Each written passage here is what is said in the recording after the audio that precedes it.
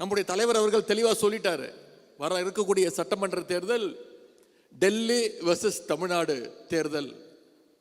உடனே எடப்பாடி பழனிசாமி கேட்கிறாரு, ஏன் டெல்லின்னு சொல்றீங்க, டெல்லியில் நடக்குது சட்டமன்ற தேர்தல்னு திரு எடப்பாடி பழனிசாமி கேட்கிறாரு. நான் கேட்கிறேன், வாரத்துக்கு ஒரு முறை டெல்லிக்கு போய் அமித்ஷா வீட்டு வாசல் முன்னாடி 2 முறை நிக்கிறீங்களே, அப்ப இது டெல்லி வெர்சஸ் தமிழ்நாடு தானே? தமிழ்நாட்டில் அதிமுகவுடைய தலைமை அலுவலகம் இருக்கு, ஆபீஸ் இருக்கு, சென்னையில் இருக்கு. அதிமுகவுடைய அலுவலகம் சென்னையில் இருக்கு. ஆனா எடப்பாடி பழனிசாமியோட ஹெட் ஆபீஸ் இன்னைக்கு டெல்லியில தான் இருக்கு.